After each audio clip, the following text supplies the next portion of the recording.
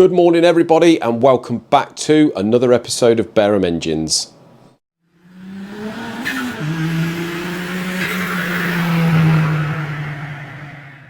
Well, before we go any further guys, if you haven't already, please like, subscribe and hit that notification bell and you'll be notified whenever we put a video up. Cheers. So guys, we've had another engine delivered this morning. Now, to jog your memory back to previous video or two, this is the Volkswagen Golf, the Mark II GTI that we built about 3 years ago, and we've been having a discussion with the customer regarding his low oil pressure issue. So apparently he's got about, I think it's when it's warm, on idle, he's got about 4 psi lower than what it should be, or the sort of lower level, and obviously the light's coming on. We've sort of suggested quite a few things. We did have this back in the beginning, about a month after he had it done. And we sort of had a look, put our gauge on, and we suggested going and putting a new oil filter on, etc. And then we didn't see him. About 2.5 years later, or whatever it was, he's turned back up, still got the same issue, although he's done very little mileage in it, probably 500-600. The engine runs absolutely sweet, but he's just got this issue. So yeah, we've all been scratching our heads, and obviously we know it's, I think the previous videos we sort of went on about, we know it's, you know, well out of warranty, and he probably should have come back within the time frame, but he did come back shortly after we did the motor. Although this wasn't a recondition, this was a, I suppose back then, which we don't do now, it was a bit of a refresh really.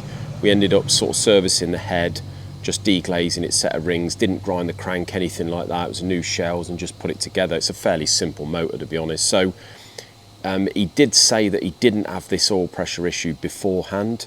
Now, I can't remember whether we did anything, as in whether it's got a different head on it or not. He says it hasn't, but it's a bit puzzling because we could understand more if it was a clearance issue, if we'd ground the crank or bored it or anything like that, but we haven't. We literally have just sort of checked everything, which was in perfect serviceable limits, and we put it back together with new shells. You know, you would have thought if we haven't ground the crank with new shells, the oil pressure should be, if anything, better. But we're going to, in the next day or two, hopefully get this on a stand, although it's pretty heaving in there, get this one apart and see what we got. I'm quite interested to see if we do find anything. We're obviously going to go through it with a fine-tooth comb, measure the crank and all that, measure the rod housings, and see if there's anything that can be affecting this oil pressure. He did have the sump off himself and put another oil pump on. He said that didn't change anything at all. He's tried a mechanical gauge, electronic gauge, and he's getting the same readings. So it's very unlikely, I would say, that it's a dodgy gauge or anything. That was one of the things we did suggest. But yeah, time will tell, guys. We'll get this in bits and we'll report back to you then. Now, I've been absolutely up to my eyeballs this morning, guys. I've had customers coming in and out. I've had a load of paperwork to get done for my accountant, which is my weekly thing. She always gives me a set of queries on a Wednesday, and I've got to go through them. And some weeks are good as gold, but other weeks, bit of a nightmare, especially when you start buying stuff off eBay and you don't get invoices like we have been for this E30. So while we're on the subject of the E30, guys, just give you a little update as to where we've got. You can see that the front end is a little different than it was last week. Isaac and I came in Saturday morning and spent a couple of hours on this. As you can see, Isaac has took the wings off, and on first inspection, it all looks pretty solid, really. There's obviously been a little patch in here, and that's probably the reason why underneath the roll cage mounts there, it's all a bit crusty. It's probably rotted there in the past and then just sort of gone down here. So we'll obviously get all that sorted. That's not a problem. We've got the sills on order. We're going to put them in anyway, as I said to you. All the sort of inner wings don't look too bad, apart from the front. If you have a look at the front, it's a little bit sort of skew-if. We suspect it's had a, you can see here, look, it's all a little bit sort of bodgily repaired. I expect it's had a bit of a dap up this corner at some point. We've done our measurements on the chassis legs, diagonally and what have you, and we're coming up with pretty good measurements there, so I suspect that the chassis legs are dead straight, but Mikey's going to double check that. So what we'll probably do, he'll have a look at this front panel, but if in doubt, if he can't sort of repair it or straighten it up, then I shall buy a new buy a new front panel to go in there, and whether Mikey can sort of adapt it and make it bolt on, probably a good idea if we're going to go that far. You can see here we've got a long old triffid of wiring, so we've took the whole wiring out of the inside of the car, from fuse box obviously there. This is really all the chassis loom, so this goes to all the lights and goes to the ignition and all that. So the plan is, if we have a little look up here, see now that's looking rather empty inside the car. So the plan is, guys, we don't want anything on the steering column. We're going to have an adjustable steering column and what have you. We want everything going through a PDM with the digital dash and that, and make it a lot more tidier. So that's going to be probably one of the final jobs, getting this wiring loom done.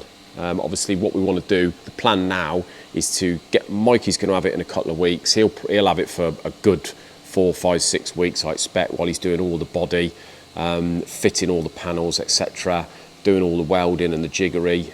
He's got to do some bracing and that. So what we should do once he's finished with that, we are going to be painting the inside of the car, and I am probably thinking the same as the exterior to make it all nice.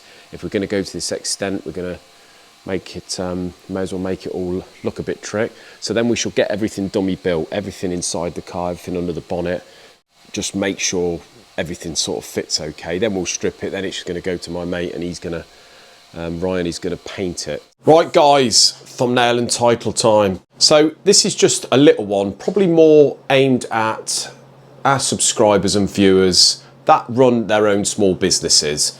So I get a lot of messages and emails and what have you off guys that do run their own small businesses, and that they say that they really appreciate our videos when we go on about the actual running side of the business, because it's a breath of fresh air to them really. They sort of feel, I suppose, most of the time that they're going through it alone.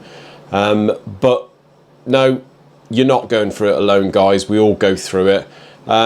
I mean, the idea of our channel, like I've said to you before, is to sort of show the ins and outs and the whole running of the business as apart from just doing the work, you know, and the end product and the machining processes and what have you. Now, the reason for today's thumbnail and title really, or this section of the video, is just to say about how annoying it is when you get continuous phone calls off people from the card machine, the phone companies, the broadband suppliers, the electricity, the gas. I mean, it is constant. We go through probably 6 months of the year. Every 6 months we'll have like a spate of probably a month or so of phone calls consistently ringing, asking about, do we want to change our broadband? Do we want to change the card machine? Do you want to change the phone line, the gas, the electric? And when you speak to them on the phone, we've had it before where you don't, even if you say no, I'm okay, they want to then know who you're with, how long you've been with them, this, that, the other. And I'm thinking, I say, guys, I haven't got the time to stand here talking to you. Yes, we've got to sort out, like with everything else, it's the same as buying, you know, all our purchases and that really. I'm buying parts for the engines, just as important, if not more important sometimes. But yeah, we've got to sort out these things like the electricity and the gas and all that, and get our cheapest rates. So once a year, well, depending on how long our contracts are for, I will go through it and you know, obviously get the cheapest, the sort of the cheapest and best, not always the cheapest, but definitely the best sort of product for our money. But when they continually keep ringing you, and I tell you what I have it where they say, hello, can I speak to Mr. Winton, please? And I'm like, probably not. He's been retired for about 7 years. And you're thinking, update your system. Do you know what I mean? You're just wasting my time. Then I have the people, I've been done twice like this, from the electric companies. They ring up saying that they're from, they sort of word it correctly. They've said that they're from, say, Opus, who we're with at the moment, or have been with. And they'll say, yeah, from Opus, blah, de blah. But technically, they're not. We've been done on a verbal contract like that before. Next thing you tell them that you're sorted, you've had a verbal contract come through, and you're then with someone else, and then you've got all that to sort out. Absolute nightmare. Been done on the card machine like that before. Got about 9 months down the line and realised that I'm paying 2 card machines for a terminal rental. Bloody ridiculous. Haven't really got the time for it, guys, but if any of you people out there that run or own small businesses are going through all this, then I feel your pain. Because not only have we got the customers and what have you to deal with and keep happy and what have you, we've got all that side of it. So yeah, up to here in the old stress levels, and people like that do not make it any easier. That's where we are at the moment. High Spec have been back to me. We've come up with a plan on the brakes, and he sent me a quote this morning for that. So what he's going to do, because we've got the handbrake in the centre, like in the drum of the disc on that, he's going to make me a custom centre with a bolt-on rotor that goes on 300, I think that's 310 diameter, with a 4-pot caliper on the back. Obviously, because I'm going to be using it on the road, we want the handbrake and that. So on the front, we've decided to go for 350 diameter rotors, which is going to give us about 7.5 mil of clearance between the caliper and the new compomotive wheel. So that's all good. We're going to use a 6-pot caliper, which he says that obviously the stopping power is going to be more than the 4, but it should give us more feel on the pedal, obviously being a light car. So yeah, got the brakes sorted, guys. They are going to be more than adequate. And that is the update of the Beamer so far. We've had one little delivery today. Told you in the last video that we were going to be replacing the rear panel, obviously, so we can get rid of these these facelift lights. And that is the panel that's arrived. So that is a pre-facelift panel, and you can see it's all a bit different here. Obviously it's different down here, so which is a good thing really, because we can mate the M3 bumper onto that. So this is basically an M3 rear panel. So that's going to have to go in there, and then obviously that will eliminate all this rot in here and obviously down the side, and we can put our own exhaust exit down there wherever we want it. So getting there with this thing, guys, takes so much organising. I've just been talking to the boys outside. It's now lunchtime, and yeah, it does take quite a lot of organising this. We have, as I say, we were going to keep the M20, still thinking about it. Have had 2 people make an offer on this engine, quite good money, because obviously the ITBs are worth a few quid, and the box is going to be surplus. So yeah, we may sell that engine to fund this. You know what it's like. What's turned out to be a sort of cheap track car isn't turning out to be a cheap track car in the end. So we're going to probably have to sell this, that, the other. And towards the end of the summer, but when this car's maybe 80% done, we may have to start thinking about selling the kit car, guys. So if you want a really cool kit car that's all been done, send me a message now, and we can maybe work something out towards the end of the summer, middle of the summer, get good use out of it. But yeah, I would like to hang on to it, but it's one of those things, isn't it?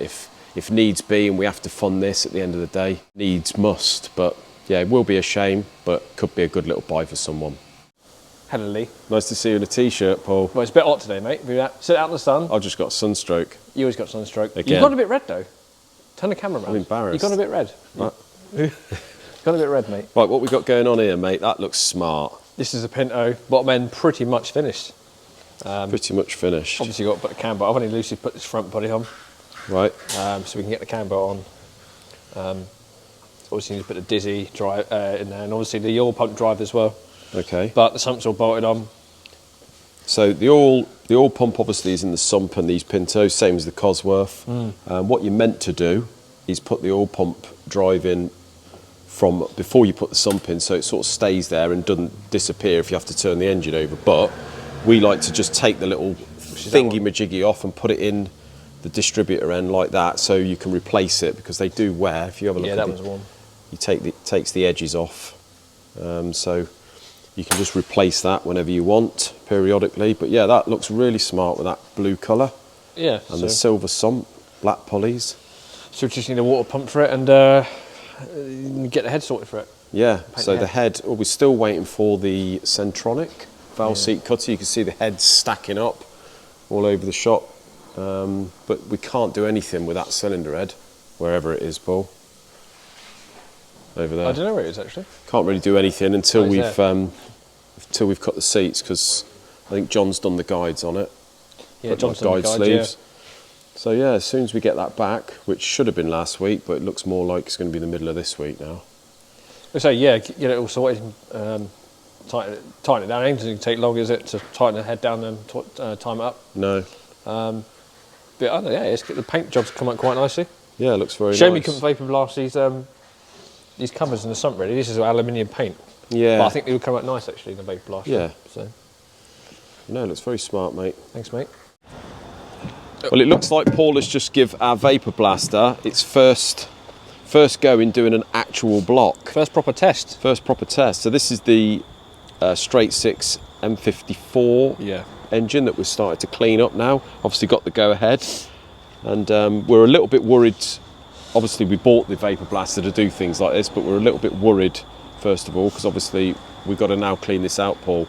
Got the medium, yeah. I mean, Clean all the medium I've only out. actually vapor blasted the outside, so I haven't vapor blasted inside this area.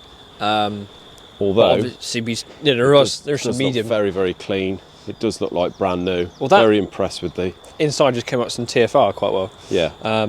But yeah, it's not too bad. I mean, it's a bit of a.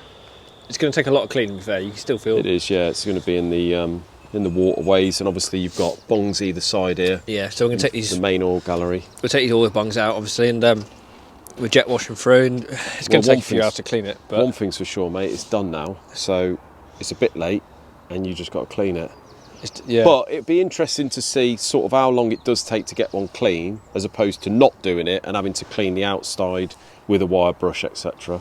Because that is a long old process, isn't it? Yeah, well, especially some of this BMW aluminium, and the later stuff on the ends I find is quite horrible, quite powdery. This ain't too bad. This is quite nicely. Yeah, but it's inside the webbings here, obviously with a wire brush and without blasting it, you just never get it clean. And although you can paint it, it just goes a bit furry in the corners and looks a bit crap. But Ali painted block just never looks as good as one of these. I mean, this looks much better, doesn't it? It does. Looks very nice. But yeah, as long as we can clean it properly. And here's some of the external bits there. It's a rear housing. The oil seal housing and the front cover. Come out nicely. Sump there. Looks very, very nice. Yeah, so certainly looks-wise, it's definitely worth the money and the investment, Paul. Yeah, definitely, mate. Yeah, it's come out well. Time will tell when we get it all built. Well, it's gonna be good, mate. It's gonna be good. Well, guys, I'm gonna go and enjoy the rest of the sunshine for today. Until Wednesday's video, have a great evening. We'll see you then. Cheers.